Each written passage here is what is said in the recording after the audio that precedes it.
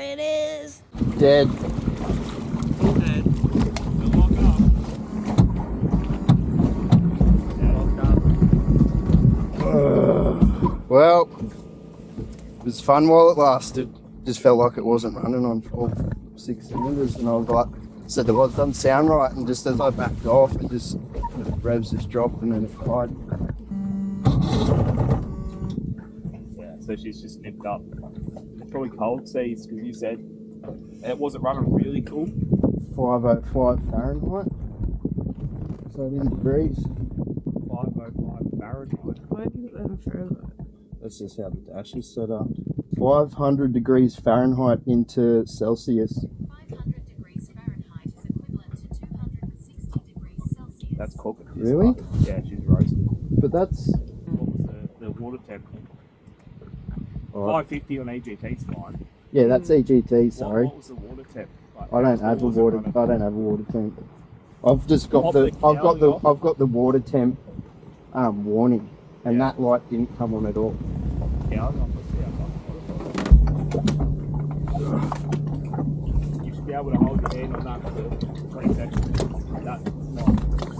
That's important, man. I've got smoke coming out from the car. It's not knocking. But it's got a weird rattle to it. Yeah, yeah. I don't want to go damaging anything more. Before it sounded like it was locked up. Yeah. And then when you started it, then it Yeah, freed yeah, up. that's because it's just nipped up. Just grab the ball, yeah. Why would it only smoke out of one? It's only smoking out of the middle one. No way. Is it freed up now? Yeah. He has thrown a rod or thrown a bearing. It's just a little bit loose. Is it pumping water? It was. When you started, then it wasn't pumping. Really? Yeah. What do you want to do? Hold it back. Yeah. Does it still run? Listen to it. Listen. It did that last time with the standard motor, but what it did, it snapped the rod and it run, but then the rod eventually spun around and then smashed all the reeds and shit out. I just don't want it to fucking do what it done last time. I got a rope. Yeah, I got a rope too.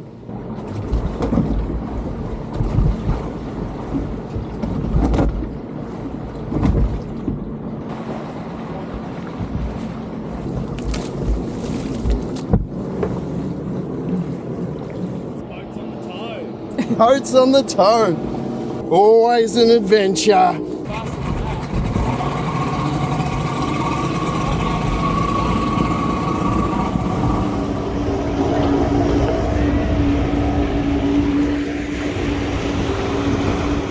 Well, toes in the hood. All of a sudden, it's laid over and it just died, dribbled and died and waited a bit. And it turned over and fired up again, but I'm starting to guess I've probably nipped a ring in one of the bottom pistons. Not good. Once again, another Friday afternoon, bloody boats. I won't let it get the better of me. It's going to be more content for you, I suppose. Thanks for persisting, sticking around, watching me go through all these dramas. Are you not entertained? Are you not entertained? Is this not why you are here?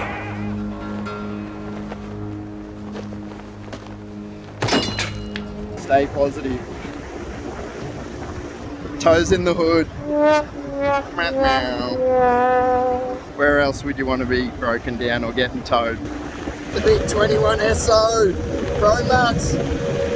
She's got the Tennessee on the plane. Finally got back home. Gonna pull this apart. I'll probably pull the heads off. I'll keep you updated and see what I find. Boat life. By the way, I know you might be hesitant, but grab yourselves a shirt. Help me stay on the water, please. So I've just pulled the plugs on the starboard side of the motor. There's definitely traces of aluminium. Top one looks alright, but the middle and bottom, powdery aluminium deposits there. So there we have it. I've pulled the head off on the starboard side with those two bad plugs there, and this is the result. Not good. Looks like the top of the pistons come away. So Yeah, hopefully I can pull them 2 slugs out, put 2 new sleeves in there and salvage it. Food to the rescue.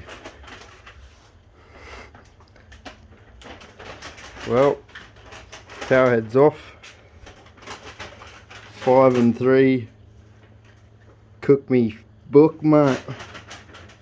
Cook me book. Cactus. Okay, so it's still the same night. And I've managed to find a little something from a friend of mine. And we've got a little special number here.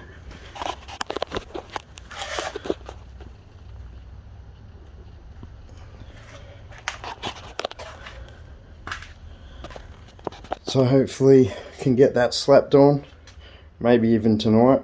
So quick turnaround, hopefully, if everything goes to plan, and might still be able to boat on the weekend. Stay positive, never give up.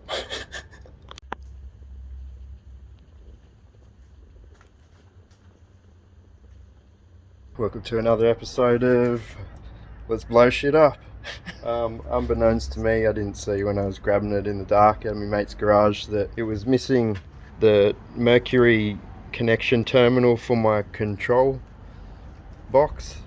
So I've had to go into my motor that I burnt down yesterday, and obviously I've never done wiring before, or this is my first time working on the boat motor's wiring, so I've just gone through and labelled everything as I've taken it off on the other motor.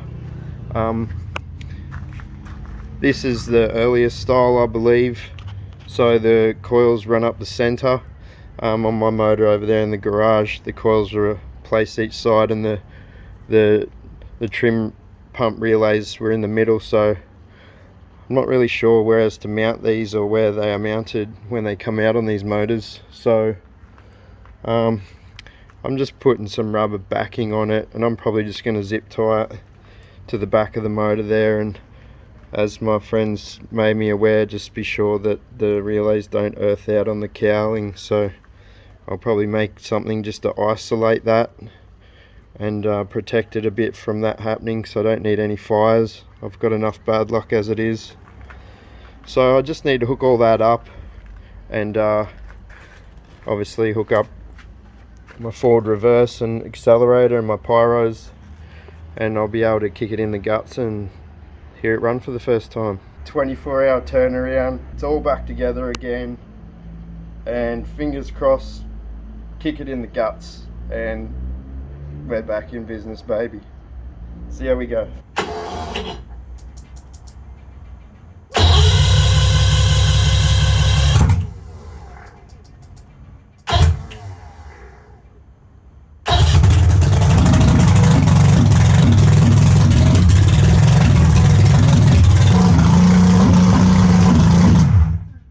We're back in business, baby.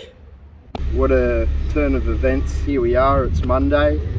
Luckily enough for me, my mate Max, as you'll see in this video here, he has bought a Victory Cat, which had two 2.5 litre mercury outboards on the back of it. And so that's got us out of the rut. It's been expensive, so don't forget to click the link below. Buy yourself a Boatz in the Hood shirt, I'd appreciate it. Now the power head, which is on my boat, we've got to leave it in the boat in God's hands now, so here's hoping everything goes to plan and we can get back out on the water and continue to keep bringing content, so stick around.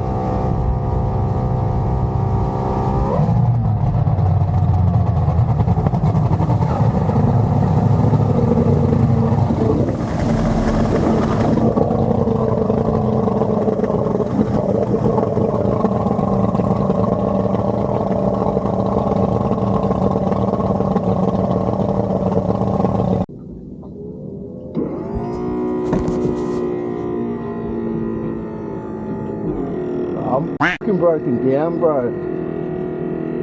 Oh, f***ing up near f***ing, what's it called? Jacob's Well, probably just north of that. I don't know, this is f***ing gearbox, I think. No, the motor will start, but just, yeah. Yeah, motor will start. Oh man. Are you not entertained? Are you not entertained? Well, tried to go on another ski boat run up around Russell Island this time. Motor was running pretty good actually, like it was fine, and then just decided to step on it a bit, and all of a sudden a whole heap of clanging and banging and noise coming from the back end, and looks like officially this time it's the 5th gearbox. Definitely don't know what's wrong with my boat and this motor with gearboxes. It just chews them up. I think I need to call my boat the Box Killer or Box Slayer, something like that. Luckily I'm a member of the Volunteer Marine Rescue. I think they're actually sending someone from Brisbane to get me from this location. There'll be no mates rescuing me on this journey. It's way too far out of bum to fucking get rescued. Look at this view. Pretty nice spot to be doing sweet all. Very disheartening. Every time I go out on this fucking piece of shit, something breaks. But what do you do, eh? I might take up drugs. Seems to be maybe a less expensive hobby. Might get on the heroin or get on the ass. Seems like it might be a bit cheaper. Oh, for f***'s sake. Gotta love it. Another day in the life. Toes in the hood. Good day for a tow.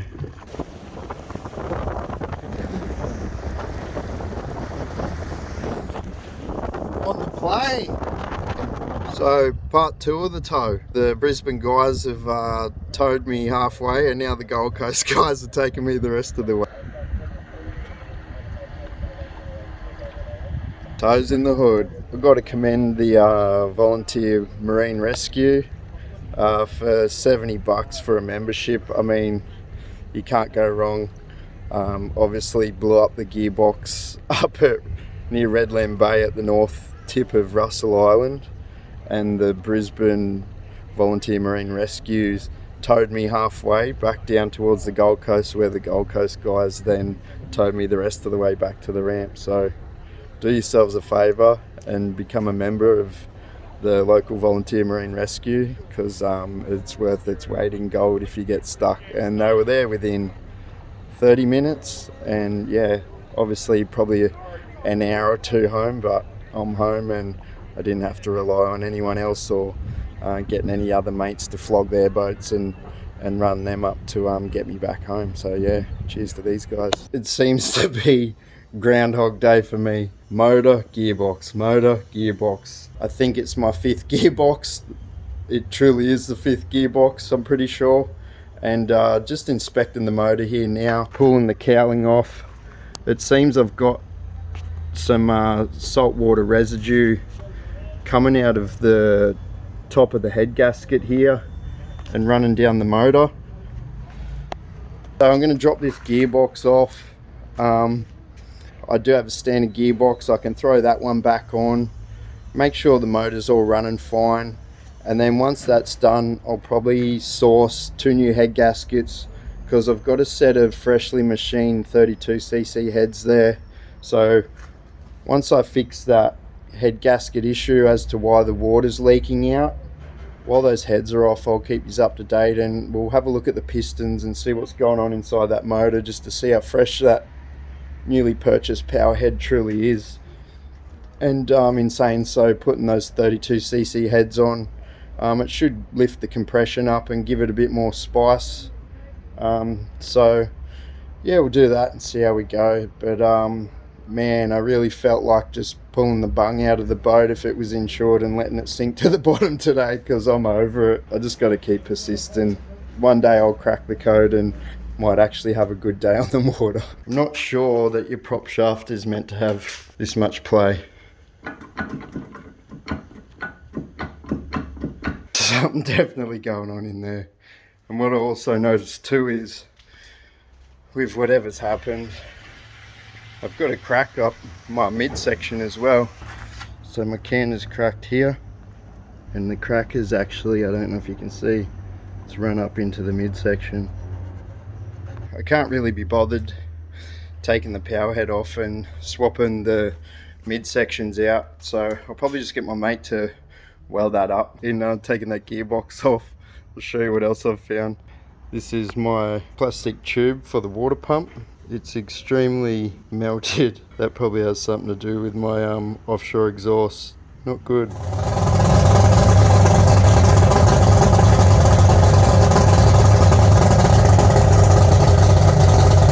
So a little update.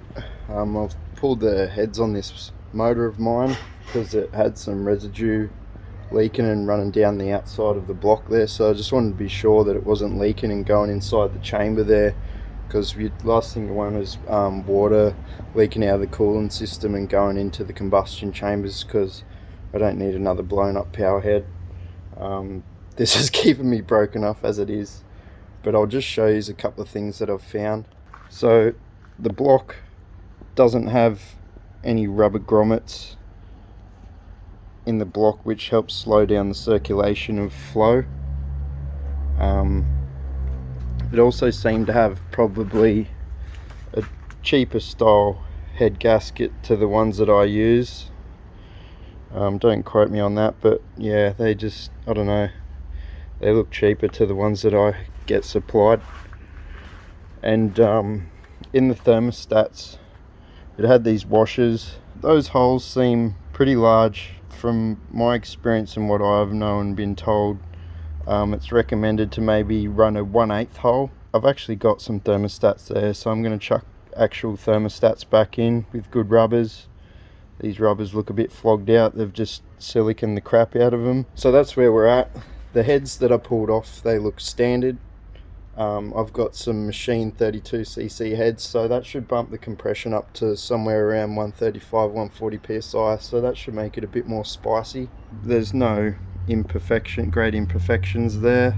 The washer's looking reasonable with my jetting. I've got some good head gaskets there. I'll put those heads on, put the thermostats in, and then we'll run it up and see how it sounds. So I've just pulled the other cylinder head off my motor here, and there doesn't seem to be any scoring or anything. This was the cylinder, didn't have any water leaking out the top or any salt residue water running down like the other side was. So my old motor that blew up, it had 34cc heads on it, and I've had these heads machined down to 32cc's, so I've got them there, and a couple of gaskets, 1mm gaskets there that I'll use, and hopefully that'll just bump the compression up. Hopefully this motor stays strong and performs well. Back with Scott's gearbox that he lent me. I still hadn't given it back to him from when he lent it to me last time. It was just been in the garage, and since I've blown up my mate Roscoe's box, I thought what better time to test out Scott's box. And obviously, as in older videos you've seen, I had to run the motor really low. I'm yet to drop the motor down so that the pad has good height with the water pickup. Do my vlog to add to the video. So we're here fixing this crack up. I've got my mate Simon who made this snout for me. I don't know, it's got a bit of damage here in my adventures. So it's cracked through there and up there. So we've just drilled it and ground it out. And now we're going to weld it and fix it up so it doesn't get any worse.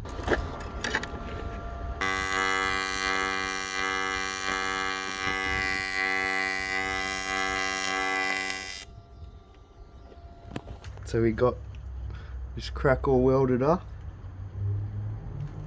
And as for the leaking head gasket, it was stopped the leak at the top, but then it started leaking at the bottom, and that's because this thread down here is no good, and I could only get 20 foot-pounds of torque on it when I think roughly it's meant to be 40 foot-pounds, so it started leaking out the bottom here. So I've got myself a new set of head gaskets and a helicoil kit, and we're going to helicoil that bottom one and hopefully get us out of trouble and back on the water.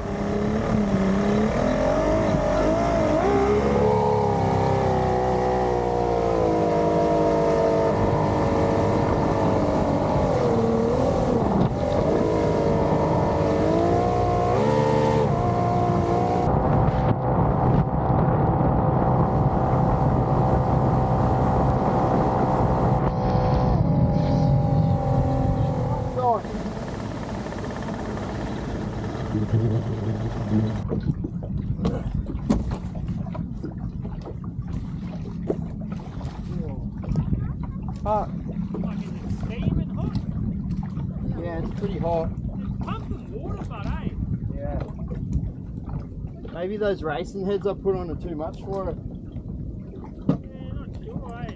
It's hammering water out the back of it. Yeah, but you should be able to hold your hands on the heads for at least 3 seconds. Yeah. I can only do like 1 second. Probably just head back to the ramp. Yeah.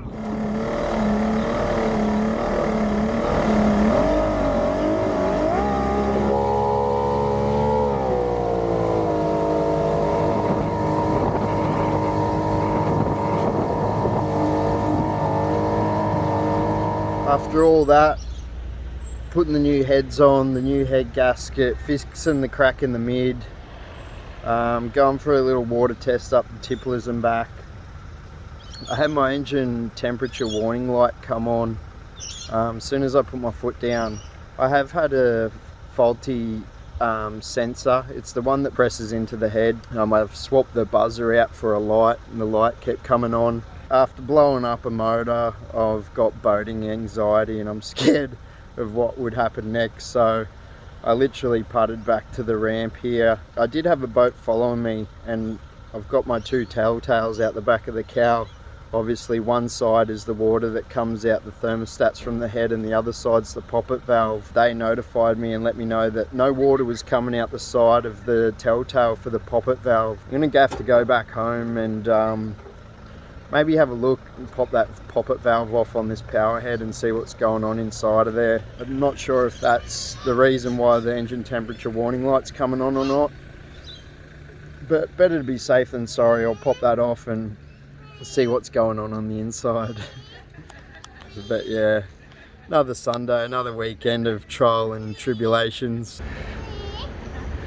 What I've done is I've taken the advice of my mate Chris to go through a few tests. I'm going to remove the thermostats I put in and go back to the washers, but I might get myself some new washers and put some better rubbers on, and I might step that hole down to a 1/8 hole. A lot of my research of highly reputable people say run a 1/8 hole. That seems to be a lot larger, but I've also removed my poppet off the side of the motor there. That rubber in there looks like someone's removed it and pressed it back in again. It's looking a little bit worse for wear, so I might see if I have a better one of them. Replace that before I put the poppet valve back together. I've got the hose jammed in the thermostat here, and I've got some Salty Captain's engine flush. I'm just going to turn that on and flush the motor.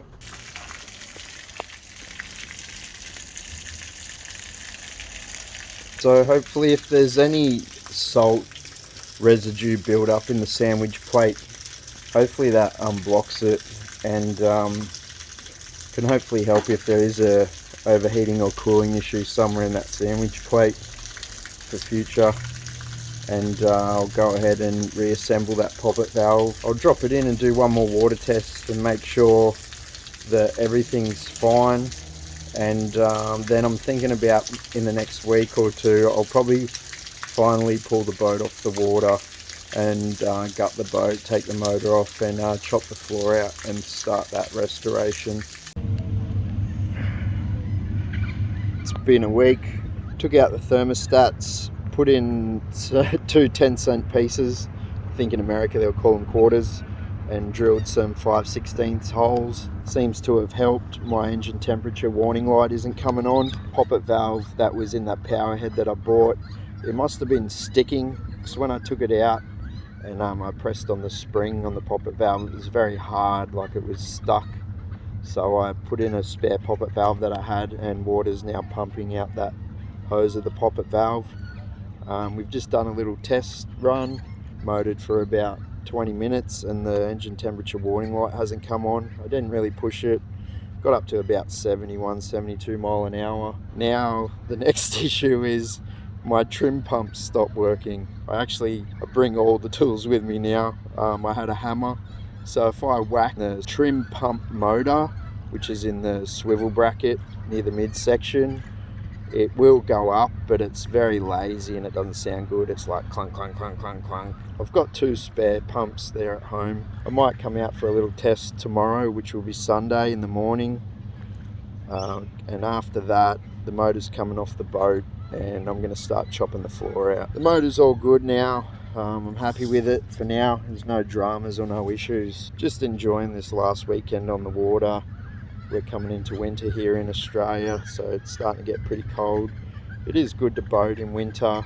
There's very light winds and the water's really nice. I want this boat to be Mickey Mouse and lightweight and at its peak performance come summer. Here we are, just enjoying ourselves at Tippler's, having a beverage.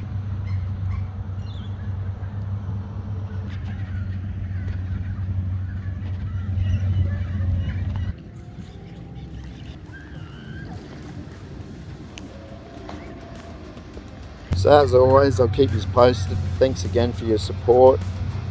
We've recently just surpassed 600 subscribers. I really appreciate it, and thanks for following along on the journeys. If you can, grab yourselves a Boatz in the Good shirt or hoodie. Very greatly appreciated. Thanks again.